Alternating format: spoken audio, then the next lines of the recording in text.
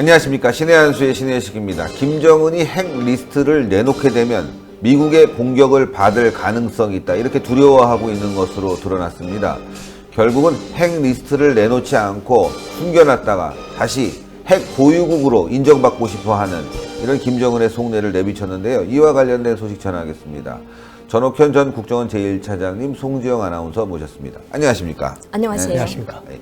야, 이거 김정은이 꼼수가 대단한데요.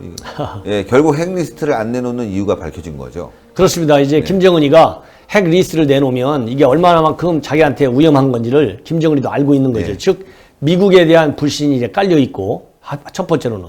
두 번째로는 북한 핵 전체에 관한 정보를 국제사회에 공개하지 않겠다. 즉 비핵화의 약속을 현재로서는 100% 이행하지 않을 수도 있다고 하는 것을 암시해주는 그런 발언이라고 저는 생각을 합니다. 그런데 이제 안타까운 것은 이런 김정은이의 말이 지난 3차 남북 정상회담에서 밝혀진 것으로 지금 알려졌습니다. 정의용 국가안보실장이 어제 국회에서 밝힌 내용이거든요. 그러면은 왜 이게 정상회담이 하자마자 이런 얘기도 함께 나왔어야 되는데 이런 얘기는 하나도 안 나오고 북한은 계속해서 비핵화 약속 지키고 또 군사 합의서도 이행하고 그래서 우리 한반도에서의 군사 긴장 완화 또 평화 번영 또 이 정말 완전한 핵 폐기 이런 걸 확실하게 약속했다. 이런 것만 집중적으로 이렇게 부각 이게 홍보가 된 결과가 됐는데 이런 점은 상당히 좀 아쉬운 게 아니냐, 좀 잘못된 게 아니냐 그렇죠. 이런 생각이 듭니다. 왜냐하면은 지난 4월 달에 1차 정상회담을 할 적에도 김정은이가 우리 대통령한테 1년 이내에 핵을 완전히 포기할 수 있다 이렇게 얘기한 것으로 나중에 나타났는데 이것도 우리 정부 당국에서 먼저 발표한 게 아니라 볼튼 보좌관이 느닷없이 미 언론과의 인터뷰를 통해서 나온 것이거든요. 이래갖고 이제 우리가 깜짝 놀랐었는데 이렇게 지나치게 남북 정상회담 아니면 또 다양한 그런 접촉 계기에 특히 비핵화 문제라고 하는 아주 민감한 그리고 우리 국가의 안보에 가장 중요한 이슈와 관련해서 이 김정은이의 중요한 이런 언급 같은 것은 어느 정도까지는 국민과 공유하는 것이 맞습니다. 굉장히 중요하지 않을까. 그렇죠. 저는 그런 생각을 해봅니다. 예, 송지영 아나운서. 네. 그러면요, 요 뉴스에 대해서 우리 차장님께서 말씀을 잘 해주셨지만 그래도 한번 간략하게 한번 소개를 해주세요. 아주 중요한 뉴스니까 그래도 시청자 여러분들이 다시 한번 되상기 시켜줄 필요가 있을 것 같습니다. 네, 6일 청와대 정의연 국가안보실장이 김정은이 3차 남북 정상회담 때 문재인 대통령에게 이제 그러니까 미국과 북한의 관계가 신뢰가 가지 않은 상태에서 우리 보고 핵 리스트를 먼저 제출하라고 하는 것은 자기네 입장에서 이제 생각을 하면 공격 목표 리스트를 제출하는 거나 같다. 이렇게 말했다고 이제 밝혔습니다. 근데 북한도 뭐 나름대로 자기네 이제 핵물질 리스트를 제출하는 것을 중요한 단계라고 생각하고 있지만 아직 미국과 뭐 이제 북한의 뭐 신뢰가 구축되는 게 먼저다. 그 절차가 이제 중요하다. 뭐 이런 식으로 했다는데 이런 가운데 이제 8일 뉴욕에서 내일이죠. 뉴욕에서 열리는 미국과 북한의 이제 그 회담에 지금 관심이 모아지고 있거든요.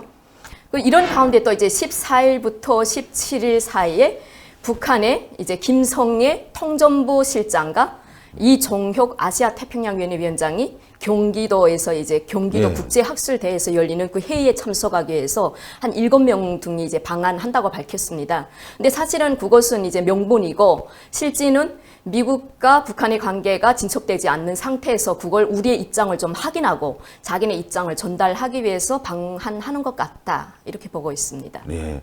어쨌건 이제 김정은이가 말이죠. 계속 이제 핵을 가지고 장난을 치고 있다. 저는 그렇게 느낌이 들고 이 정부가 그런 얘기를 들었으면 정보를 입수를 했으면 당연히 미국과 공유해서 이게 북한이 내둘 생각이 없다. 뭔가 좀 더 강한 압박을 통해서 김정은의 마음을 바꿔줘야 되겠다. 이렇게 나가야 되는데 오히려 김정은을 달래고 있고 미국은 또 압박을 하고 있고 하면서 이게 과거에는 오판할 수 있는 기회를 준다. 이게 이제 굉장히 큰 북한에게 이제 잘못된 사인을 줬을 때 문제가 될 수 있다라고 저희가 많이 이제 방송에 대해서 얘기했는데 지금 계속 북한에게 오판의 그 사인을 문재인 정권이 주는 것 같아요.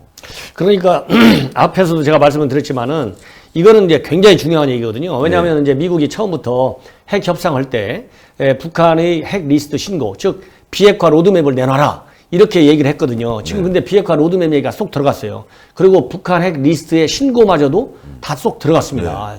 이 얘기는 지금 그런 상황에서 김정은이가 내가 리스트 신고 안 한다. 이거 분명히 밝힌 거잖아요. 이 얘기는 전체적인 리스트를 안 주고 주더라도 조금씩 지금 얘기 들으면 풍계리, 동창리, 영변 이런 거 얘기는 하고 있거든요.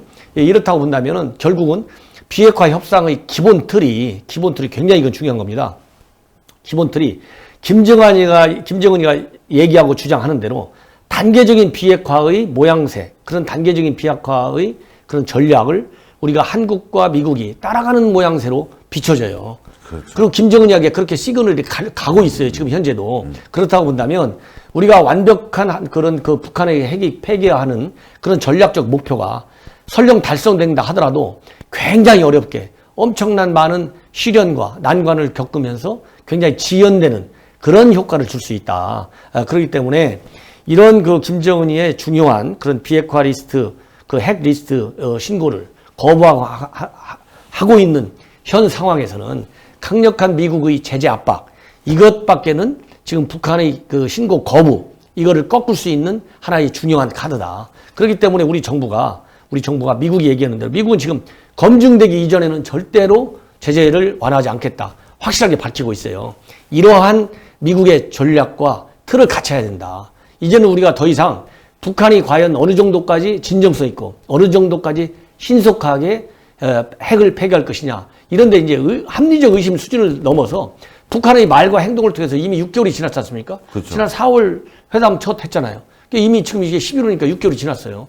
그리고 미국 정상회담도 6월에 했잖아요. 지금 5개월이 지나고 있어요. 그렇기 때문에 이제 북한의 입장을 이렇게 뭐라 그럴까 짐작할 수준을 넘어서 자동적으로 전혀 북한은 이렇게 가 있구나 눈에 다 보이지 않습니까? 그러니까요. 그렇기 때문에 철저하게 우리가 가지고 있는 카드를 적절하게 잘 활용을 해가지고 북한이 모든 북한 핵 관련 활동에 대한 전반적인 내용을 일괄 신고하게 하는 것이 제가 보기에는 지금 현재로서는 가장 시급한 과제다 이렇게 봅니다. 예, 얼마 전에 이제 문재인 씨가 유럽을 방문해서 한 얘기가 북한을 좀 믿게 해줘야 된다. 그래야지만 이제 핵 폐기 절차에 들어가지 않겠느냐. 그러니까 서로 주고받는 게 있어야 된다. 이렇게 이제 선전하고 다녔는데 결국 북한의 의도를 그대로 선전한 게 이제 이번에 드러난 거 아니겠습니까? 예, 핵리스트 다 주게 되면 우리는 뭐가 남아? 이 얘기를 지금 유럽 가서 똑같이 했기 때문에 서방 언론들도 야.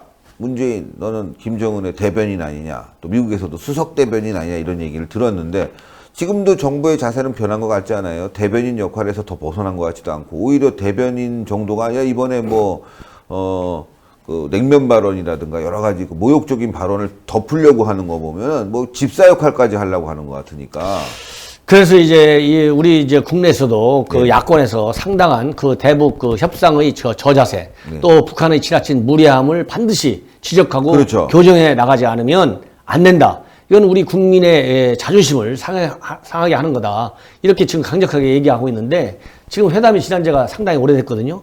이런 논란이 있었는데도 오래됐고 그러면은 정부 여당에서 이거를 적절하게 이렇게 덮고 넘어갈 게 아니라 더군다나 지금 김정은 답방만큼 중요한 게 어디가 있겠습니까? 그렇죠. 그렇잖아요. 현 정부가 북한과 약속한 거고 약속은 또 이행을 할 수 있게 준비하는 게 정부 여당의 마땅한 자세인데 단순하게 답방 하나만 보지 말고 답방을 하려면 답방이 제대로 성과적으로 진행되게 할 수 있는 분위기를 만들어줘야 돼요. 그렇죠. 그러면 지금 북한 이선건이라든가 협상 그런 그 대표들의 그런 무례함이 여러 경로를 통해서 제기되고 있고 그러고 있는데 그냥 무작정 덮으려고 한다면은 오히려 이건 답방 분위기를 훼손하고 답방에 대한 반대의 그런 분위기만을 키워주는 역작용을 낼 수 있어요. 그래서 이런 그 여러 가지 북한과 입장과 관련된 얘기도 우리 국내에서도 충분히 여과할 수 있는 그런 장치와 그런 모멘텀을 빨리 만들어야 된다. 예를 들어서 아까 얘기한 대로 핵 리스트를 신고하지 않겠다.